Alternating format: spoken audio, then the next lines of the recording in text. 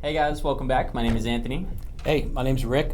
We got Rick here today. Today we're going to be talking about open houses. So as a team, collectively, we really focus on open houses. It's one of our big business plans. Getting people out to see the houses, we feel it's one of the most important things. So Rick, you do most of our open houses here at the team. Yes. So we're going to kind of talk about it a little bit, why it's important for us, and kind of some stories that you've had. Okay, that's All right. fine. Let's see. So let's start with the basics. Why do you think we as a team put so much emphasis into open houses? Well, I think the emphasis is showing the open houses for the sellers, so it does provide a good service. We do attract a lot of buyers that we get into the open houses. We do this through social media invites. We do it by posting it on the MLS. And we do have a lot of open house signs in the neighborhood with directional arrows and directional signs to attract those customers that are just driving by looking for open houses. Sometimes people go on a hunt for open houses specifically to look for the signs. Sometimes they go to the grocery store and see the sign and say, hey, let's go over and check out this home.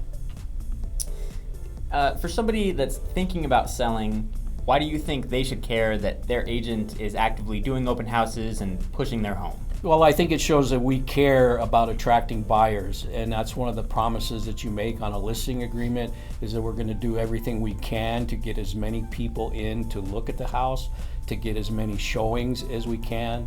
And I think open houses for the sellers is a good way to market your property and get it sold in a shorter amount of time. All right. What has been your biggest success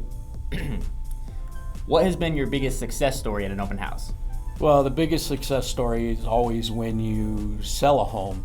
That doesn't happen a lot with sellers, and I don't think sellers understand this enough, that not a lot of people, in fact less than 1% of the people that come to the open house actually buys the house that they look at. But it does give them an opportunity to compare, and they may come back if they look at an open house. One of the success stories that I did have a customer that came from California, lost their home in the Palisades fire, saw this house, fell in love with it, and wanted to make an offer. They did.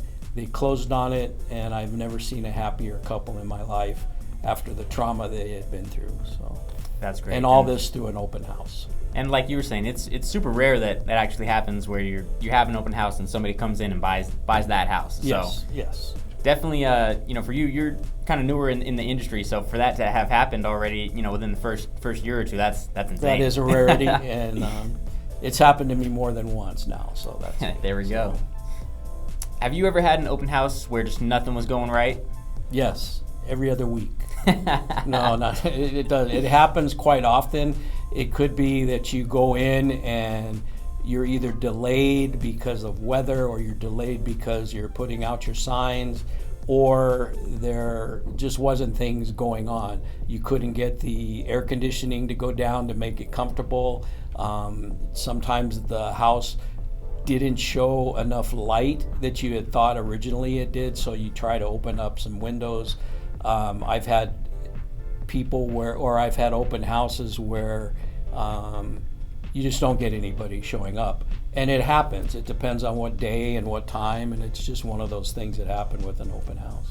That's the worst. I know from my experience, I had one 3-day weekend open house, not even one soul the entire 3 days. So and that's tough when that happens. And then you will get the ones that you have an open house and 4 people are waiting at the door as you're walking in, and you're not even set up yet, which is fine, right. But it just creates a lot of chaos and a lot of backpedaling trying to get things set up then. So.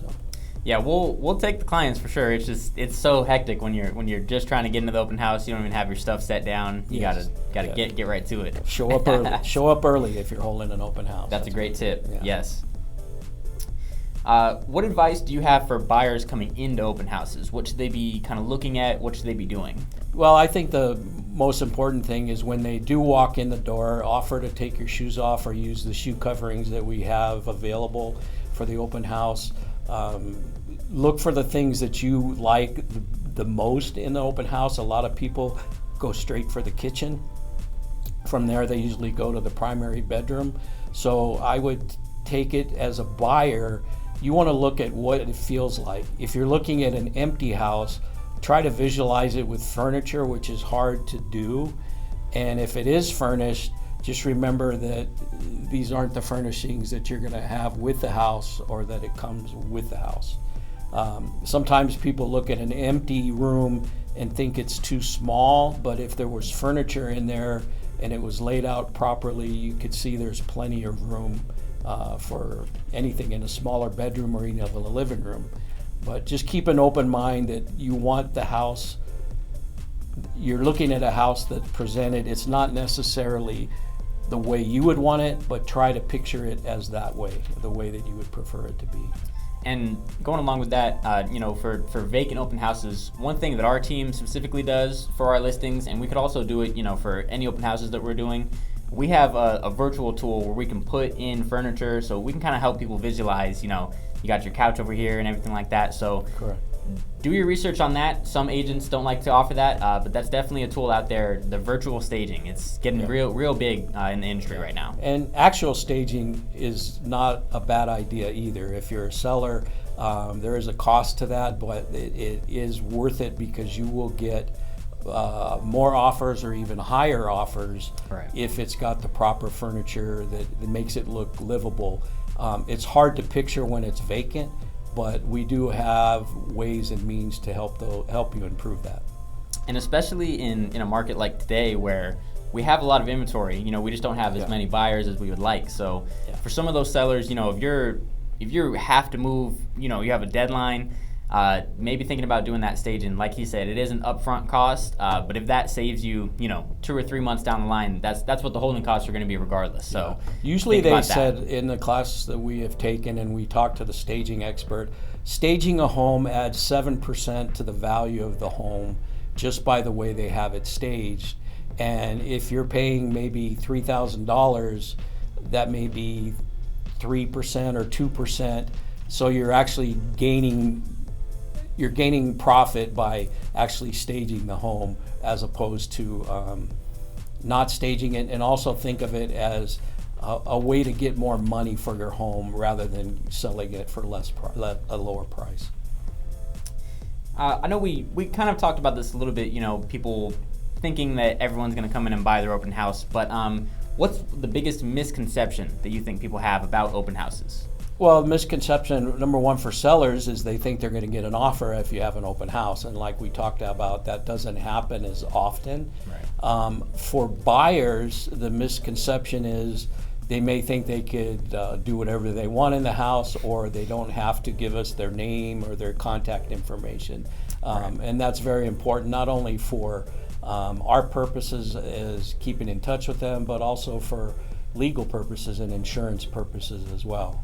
Right, yeah. A lot of sellers, they're trying to keep track of, if you have a lot of showings, you want to know who's coming in and out, of anything. A lot of times, too, if you are still living in the home, having the agents walk around with everybody to make sure, nothing's getting misplaced or anything like that.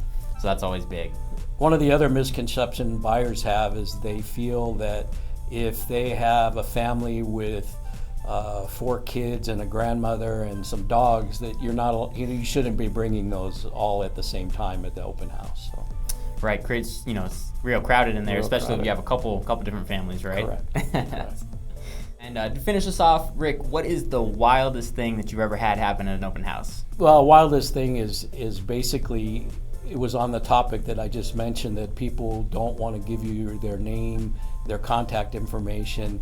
And personally, I won't allow anybody to come into the house for those insurance purposes because we don't know who they are, what their intentions are. Right. I've had some come in and just get mad, yell because they think that they can just walk through a house uninvited and check out whatever they want to check out without providing any information. So basically, that's about as wild as it gets. I've had some people want to make themselves at home I walked in and they were all sitting on the bed. One of the kids was laying backwards and laying on the bed. So trying to think if they can make themselves at home. I do offer some refreshments when they come, which I don't mind them inviting in, but don't open the refrigerator and feel you can take things out and things like that. So. And do you have any open houses coming up? I do. I have one this Tuesday and Wednesday, and then I got another one Friday, Saturday, and Sunday next weekend.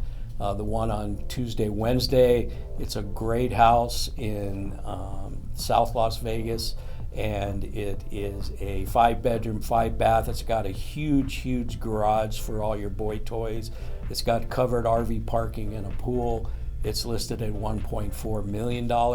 It's reduced already $100,000, and it won't last long. So hopefully we'll get it sold or get it looked at more this weekend. And then over Friday, Saturday, I'll be out way in the far north of Las Vegas. It's an $800,000, 10,000 square foot lot home. It's a 4-bedroom, 3-bath with a very large pool. A beautiful property, and again, it's listed at $800,000. And I'll be out there this Friday, Saturday. So, like I said, for our team, it's very big on open houses. So, it is. Pretty much every week we're gonna have either me, Wally, always Rick. Rick's always doing our open houses. So, we're always gonna have something you guys can kind of get out and go see. As always, if you see a different open house, and you would like some representation when you go there, you don't want to get strong-armed into anything, always reach out to us. We can kind of set that up for you guys. But Rick, thanks for talking today. Thanks, Anthony. Appreciate it. If you guys have any other questions about anything else in Vegas, we are your go-to guys. Hit us down in the comments, and we'll see you guys next time. Thanks.